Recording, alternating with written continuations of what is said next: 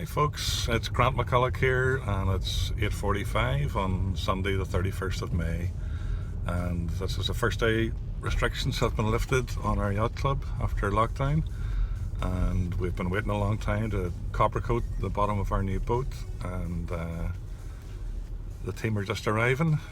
Let me just see if I can turn my camera around. No, I can't. Anyway, 5 guys bought a boat 6 months ago, and since that we've been just gagging to get her ready to get in the water and go racing, have a bit of fun.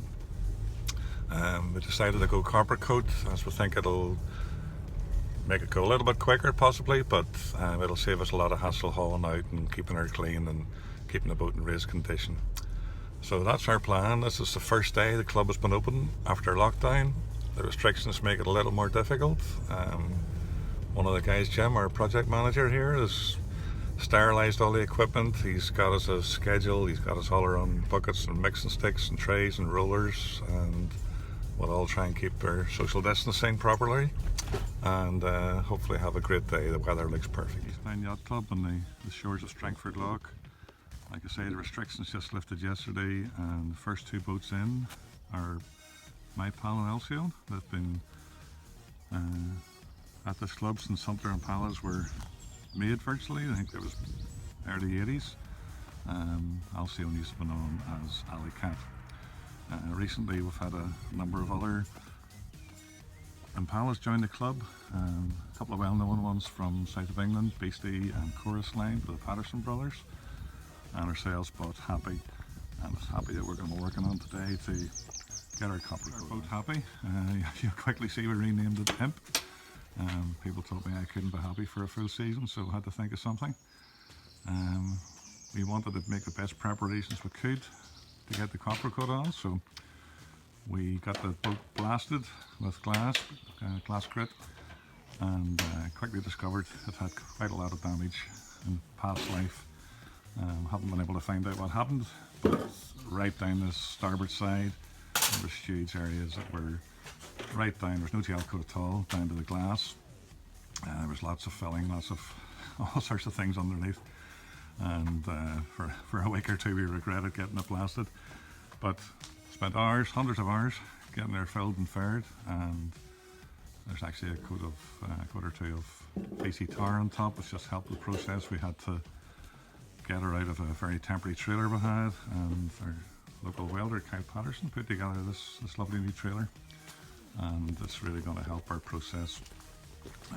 One of the things you can do is just lift the legs out of the way and let's just get access to the hull. Absolutely zero wind today, it's beautiful, so we're looking forward to making the most of it. The keel, you'll see, has already been done with VC17, and we're not going to Coppercoat the keel this year. It's a bit of a project for next year, and hopefully it'll complete the story then. The 5th member of the Very Rich Owners Club has now arrived. Guys are getting set up. Schedule's going to be told. The last bit of taping's been done, and we'll soon get on with the application of the first coat and let you see how it goes. Do's, don'ts, preparation, tools. So I've been through it all. I think we're well covered. I read about one couple spent $15,000 getting it on. Yeah. Let's not talk about that couple. Well, I haven't put a bill in it. So, nobody any last minute questions? I wouldn't There's a mind. thing for opening that. I wouldn't mind being supervised on the first. Right, well, okay, the two of us will do it together then. Is that a screw top or is that a? So this is us getting the first bags and bottles open. It's a whole bit of a mystery to us, and all a wee bit more difficult wearing rubber gloves. The idea is to do a pack at a time, keep it under control, possibly use a little less copper in the first coat, working up to extra copper towards the end. We did actually buy a sneaky extra bag of copper just to increase the levels. In fact, you want me to add the copper and you can... Yeah. What's the? Is there something to mix with? Is that what the yellow thing? The other things are mixers. You open it yourself. Well, thank you. So this is all also made a little more difficult just due to COVID restrictions. Like I said before, our club is literally just lifted the restrictions yesterday, and our executive had lots of information around the club on how to stay safe, how to keep the hard surfaces clean. Jim actually bleached everything here last night and hasn't touched it, so it's all one person touching one thing at a time, trying to keep safe. Things we did in preparation for the boat was to take out all the skin fittings, hard to see here, but we removed all the ones that were re-drilled and re-cored and made them all nice and flush with the hull, so hopefully it just helps. It took 10 minutes to paint the whole side of the hull with the first coat. As appears to be typical for a Coppercoat, it looks patchy and awful, and you think, what am I doing here? But I think that's the look we kind of expect. One pack did the full hull. So it didn't take us very long. We thought we were going to get the one out and start at the other again, but it hasn't gone tacky yet, so it's a cup of tea. As you can see, it's a balmy day. It's 9 o'clock, half 9 in the morning. It's almost 20 degrees. Unfortunately, the breeze we were hoping for hasn't just kicked in yet, so it's taken a wee bit longer than usual to go tacky. Our backup plan isn't working. It might have helped a bit, but we're primed and ready to go for the next coat.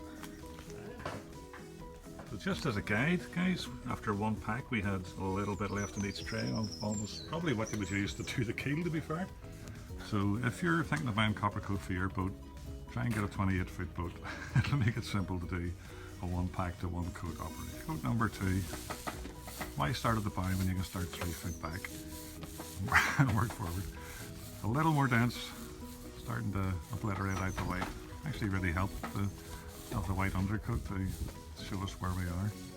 I'll come back to you when this coat's finished. So 20 minutes after starting the second coat, we've discovered that pensioners paint more slowly than 15 and 16. But they're very, very careful. We're all eating a roller. It's been again that this driller design allows the pads to easily lift away from the boat, because it's a windless day. The uprights are holding it nicely and allowing us to paint without having to redo pads afterwards. Just 11 o'clock and the third coat is on. Not quite obliterating all of the white VC tar just yet, but pretty good. Starting to look solid, and I think by the time the fourth coat goes on we'll not see anything worse through it. Bit of a nerve-wracking experience, so confidence is starting to build. It's going well. Going to stop here. 12 o'clock, midday. We've reached coat 4 and it's really starting to look solid now. I think everybody's breathing a bit of a sigh of relief that it's gone pretty well. There's a nice wee breeze coming through which is helping it to tack off. I think the temperature has steadily risen. Can't see exactly what that is, but yeah, it's got pretty warm. I think the one thing we'd say through this is that we're a bit surprised that the rollers that Coppercoat provide as part of their application pack were pretty pants. They went off very quickly. The fluff started sticking. We've had to go around with a cocktail stick and flick fluff out. It's not that big a boat, and we're finding we need to use a new roller for every application, and we're doing 2 sides at once, so that's 5 or 6 coats, that's 10 or 12 rollers. You might want to look at getting yourself your own rollers. Between coats, waiting for our first coat of Coppercoat to go tacky and dry off. Course line's getting the mast up. Making a bit of a job of it, to be fair, but we're just taking longer and longer between coats to dry off, so it's a good chance to get involved and help a few. The coat we're finding is taking a bit longer to go off than the previous ones, so what we've done is to push the boat down to where the wind's coming in. Basically there's an easterly wind blowing up the slip here. There's course line again, and what we're trying to do is just get a bit more airflow around the hull and see if it'll go off a bit quicker. Number 5 up close. I don't know how well you can see this, but it's looking really solid. I've discovered that actually moving the boat into the shade and having a better bit of windage on it has actually helped the drying time, helped it to go tacky a bit quicker. So back at the entrance gate again, we got a bit confident after the 6th coat, and the boys sent me out to get some nice cold beers. Using a contactless system here to get our entrance keeping sure we're keeping all our hard surfaces clean at the East Yacht Club and trying to make a COVID friendly Coppercoat session. So like I say, this is the second day since the restrictions on the club have been lifted. Quite a number of cars coming down, people starting to get busy, bring their children out. It's lovely to see. Lockdown has been very hard for everybody, and I think they get a wee bit of relief. Even working at your boat, never mind getting out on it, is quite a lift for everyone. Just approaching the end here again, where we'll put the boat to try and get a bit better breeze around it to make it dry through more quickly. The boys are just finishing off. I'll say we're very glad to see the beers. One of the notorious areas of difficulty on an Impala is the hull keel joint, or some people call it the hull smile. I'm recording for YouTube, thanks. If you want to join in, make your own video. Sorry, there's somebody else chirping in on the video there. So what we've done is actually hooked out the complete joint, filled it with Sikaflex. We faired over that with Hempel fine fair, and then we actually dug a channel through that hard Hempel again to expose the Sikaflex underneath. So we've copper coated up to that, and the plan is then to refill it with Sikaflex so that we've got a flexible joint that allows the keel to move a little and not crack the actual copper coat. Wait for the 6th and 7th coat, the copper coat to dry. We're down here watching my pal, one of the oldest Impalas around. Stevie Lynn here has had it, I think, since 1982. Together with Alcyone here, they've been leading the fleet in the club for a long, long time, both in PY and EDYC and around the log and IRC as well. So two very nicely fitted out Impalas, and they're very well sailed. They're going to be very competitive and hard for us guys to beat. This is East Yacht Club with the tide out. As you see, there's a narrow door to get us in, but you can get in 2 or 3 hours either side of High, and a really lovely family club with good membership, good healthy membership, caravans, kids, lots of youth training, and a lovely, lovely location. Ready to head out to sea through the Narrows to Man or Scotland, or Carningford or Dublin, or wherever you choose to go. Lovely place. I don't know how much sense Big Jim's scribbles are going to make to you, but we did take timings and temperatures, time to apply, time to dry in between, and amount of copper. We sort of increased the copper as we went, put it quite light at the start, a bit heavier towards the end. Don't know if that's the right thing to do or not, but that's what we decided to do.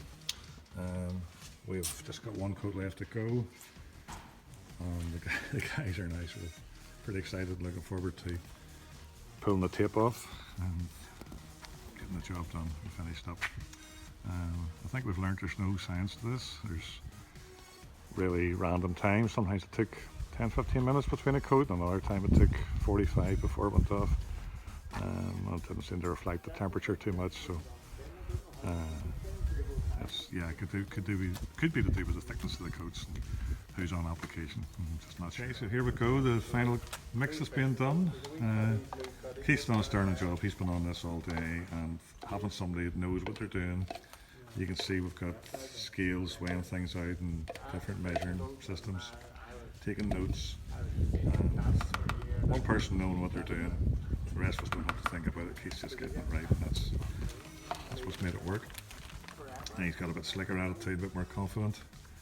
So that's the yogurt and honey mix all done, and we just need to add the spice now, which is, oh yeah, a wee bit of isopropyl alcohol. Just one of the things we've learnt was to put that in early. Seems to work better than trying to add it at the end of the mix. So 3 caps we've been using. By the time you get to the back of the boat, oh, extra wee splash from down there. Wish you were pouring my gin. Yeah, by the time we finish painting half the hull, we find that the centres are kind of evaporated or whatever they do. So a bit runny at the start, just perfect in the middle. By the time we get to the end of the boat, a wee bit dry. Anyway, this is us confidently getting to able to use this stuff. We'll hopefully never have to use it in our lives again, but we've got the knack of it. And anybody wants to contact us after this video or chat or whatever, we'll be happy to talk to you. Is that all you want then, Jim, or do you want more? So that's it, folks. 7 coats of Coppercoat, roughly 100 pound a coat, maybe a bit more. And hopefully we're going to get a lot of years service out of this, optimistically. Phil's just discovered you can't pick tape off with your gloves on, but he's making a good go at it. Always lovely part of the job is ripping that tape line off. So let's go for it. 45 degrees, pull her down. Just sharpens the whole thing up. Let's see where you're at. Very good. We've actually already got the tape off this side, and we've also took this side's tape off on that lovely hull spine. And you can see now the channel where the Sikaflex is going to go. It looks a bit crude now, but when that's filled and faired nicely, hopefully it'll give us a... Folks, that's about the end of the day. We're all kind of finished up. And, the time now is... What time is it, guys? It is 5:30. 5:30. We started at 9 o'clock this morning, so full day's work. Very satisfying and good job.